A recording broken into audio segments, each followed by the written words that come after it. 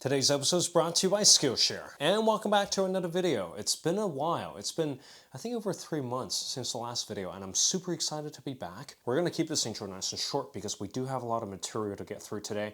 Long story short, I took 3 months off of YouTube, and during these 3 months, I was busy writing a thesis on the side. And as a part of the thesis writing process, I had to do an extensive literature review, and sometimes that means reading over 1,000 pages of research. I would say over 80% of this research is absolutely mind-numbing. But sometimes, if you're lucky, you find out 20% of really good stuff that you both enjoy reading and it's still relevant to your research. So in today's video, I want to introduce you guys to this gem of a thinker who I found recently. And in fact, we've done a couple of videos on his books already. But in this video, I want to provide you guys with a more extensive overview of some of his works and to give you guys an entryway into his corpus, because with a philosopher, sometimes the work doesn't lie in the reading of the philosopher, but it lies in what to read first. How do we enter this thinker more thoroughly?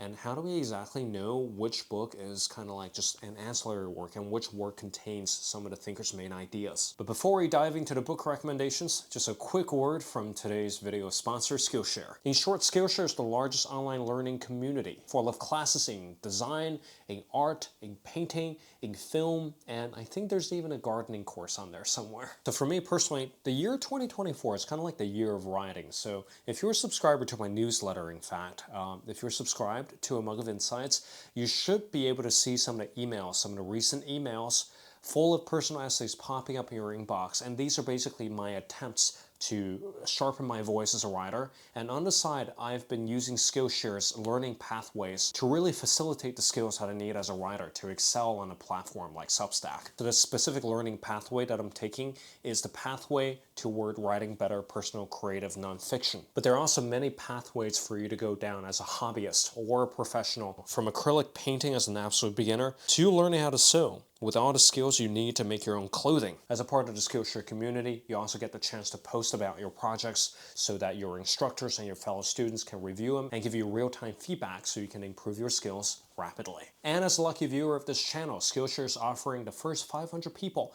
a 1-month free trial, which can be redeemed from the link in the description down below. Click the link, claim your 1-month free trial, have fun learning, have fun upgrading your skills, and thank you Skillshare for sponsoring today's video. And now, back to the main topic. So I think before we dive into the whole talk, or the whole introduction into his corpus through 5 books, we have to spend a bit of time to talk about what makes him such a special philosopher to read, or what makes him such a gem in the philosophical community. According to every blurb behind every Byung-Chul Han book ever, he is one of the most widely read philosophers in Europe, which sometimes I can't say the same for many of the other philosophers I know. In Byung-Chul Han's case, beyond, I think, just being a brilliant philosopher, he's also an extremely talented writer. If you hop on the internet right now, find one of these books and start reading it, you're going to start to realize that he writes in this very aphoristic way, and all his sentences are very, very condensed, and he tries to deliver as many ideas as possible in one single sentence. It seems to be the case that philosophers have gotten used to rambling on and on and on and on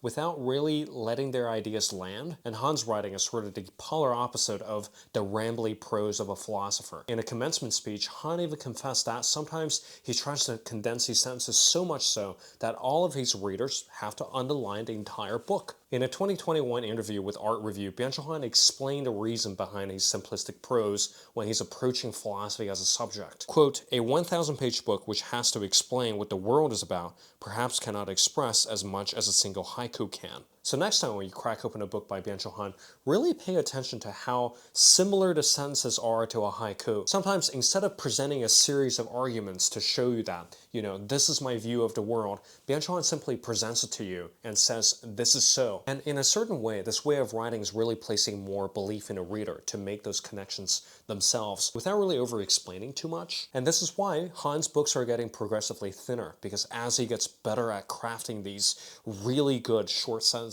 and really impactful prose, nowadays some of these books don't even go beyond 50 pages, which is great for people like us who don't have much time to read anymore. And this last little instance perfectly sums up Byung-Chul Han's writing style. In one of the reviews of Han's work, a journalist once wrote that Han's books are getting progressively thinner, that they will at some point completely disappear. And Han responded, "My thoughts will then permeate the air. Everyone can breathe them in." and in the spirit of allowing Han's ideas to permeate the air. Here's a list of what I think are the 5 books that are perfect for beginners to read if they ever want to get into Han's corpus, or if they ever want to get into philosophy in general. Alongside the titles, I've also provided you guys with a difficulty rating. So within his corpus, some books are more difficult than others, so you can start with the easier ones and work your way up to the more difficult ones. Title number 1 is The Burnout Society, and I've rated this in terms of difficulty 5 out of 10. The general theme that Han's tackling in this book is basically the pathology of self-exploitation. In the 19th and the 20th century, for example, society was run based on this paradigm of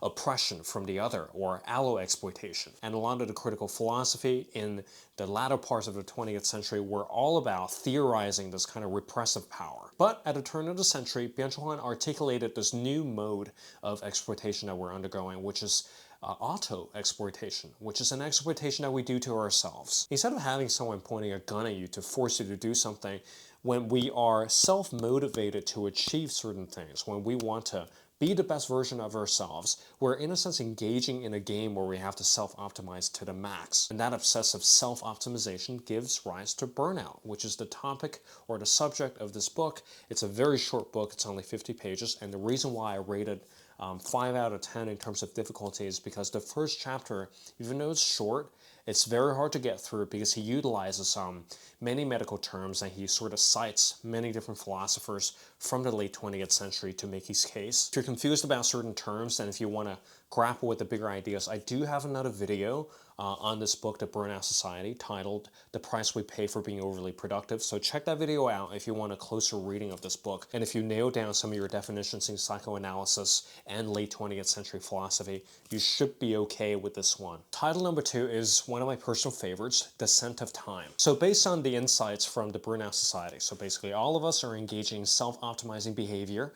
All of us want to be the best versions of ourselves. All of us are so overworked that we can't really slow down to appreciate the stuff around us anymore. Descent of Time traces the philosophical consequences of this kind of hyper-optimization. What does time turn into phenomenologically from our first-person points of view if we keep on engaging in this kind of breakneck speed that we're all part of? Long story short, Han believes that if we keep engaging with this mode of acceleration, time is simply going to disintegrate into point-like presences. We're always moving from one thing to another, and time accelerates. Nothing really lingers around anymore, and we find it hard to construct narratives out of these point-like presences. So literally we can live through 10 years of our lives without remembering a single thing, which is a pretty horrifying thing if you ask me. In this book, Han proposes certain strategies for slowing time down, for lingering, and for paying attention to things that we normally wouldn't pay attention to. So a brilliant read. However, I think this is one of the more difficult works of Byung-Chul Han. There are certain chapters of this book that references sort of like post-structuralist thinkers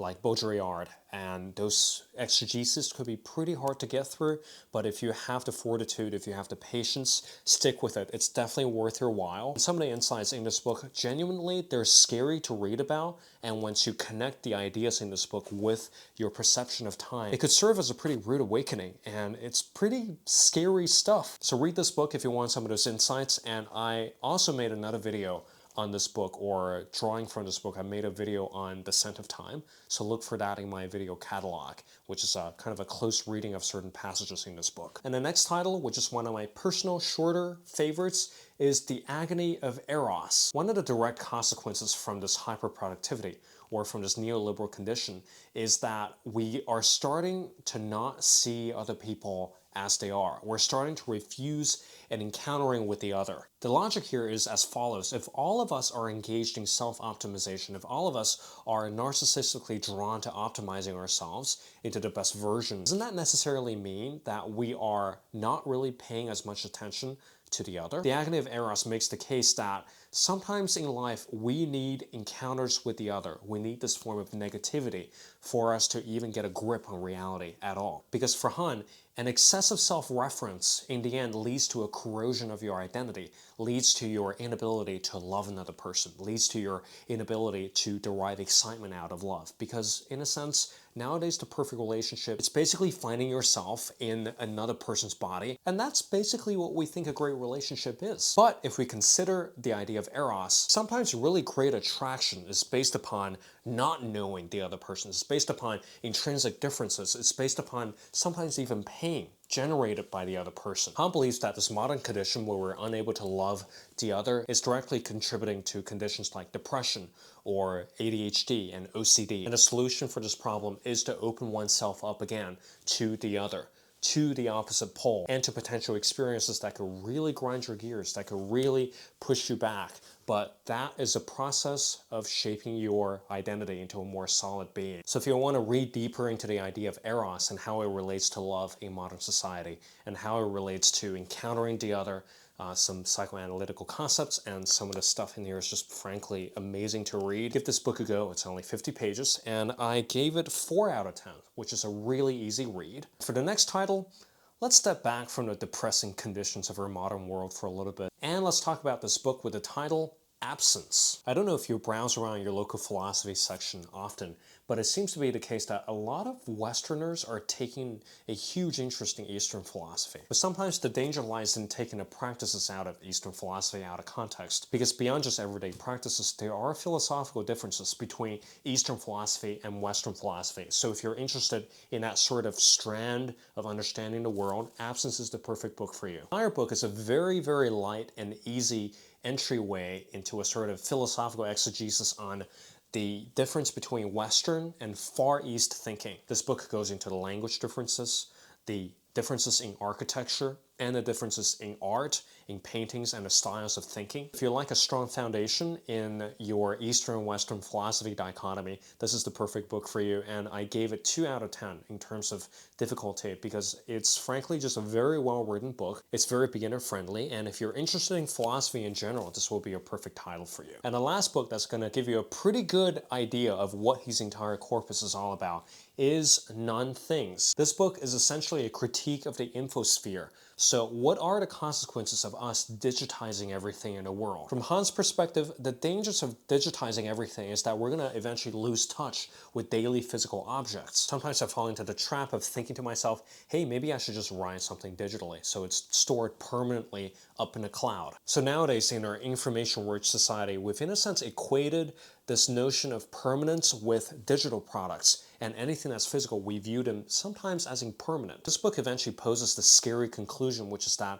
maybe at some point we will lose touch with physical objects altogether if we don't reconsider our relationship with the digital sphere. Again, just like the book Descent of Time, Han laid out certain strategies for us to overcome this kind of object impermanence syndrome in the digital age. And I gave it 5 out of 10 in terms of difficulty. It's not as difficult as Descent of Time to read, but in certain chapters you do have to do a little bit of a lookup into the thinkers he's referencing to make sense of the chapter. Nevertheless, that's all I have for today's video. Hopefully those books will give you a pretty good introduction into his corpus. I deliberately left out some of the books that you've probably read from him or some of the more prominent titles by Byung-Chul Han, because the more Byung-Chul Han you read, the more you're going to realize that he kind of revolves around certain themes, and these themes, they tend to repeat themselves over and over and over again. So the task of reading this thinker in particular is to find out the general themes, and I try my best to go as broad as possible with the themes with my recommendations. Instead of focusing on one very tiny detail, I try to give you a general overview of where Byung-Chul Han's central concerns are. So I hope that was a helpful recommendation for you guys to get started with reading him. And then again, his books are very short, and I look forward to hearing back from you guys. So have you read some of Byung-Chul Han's books? What have you read, and what lessons did you get from his books? Leave them down in the comments section down below. But for the time being, thank you guys for watching this video. It's good to be back on this channel, and I will see you guys very soon in another video. Take care, and goodbye.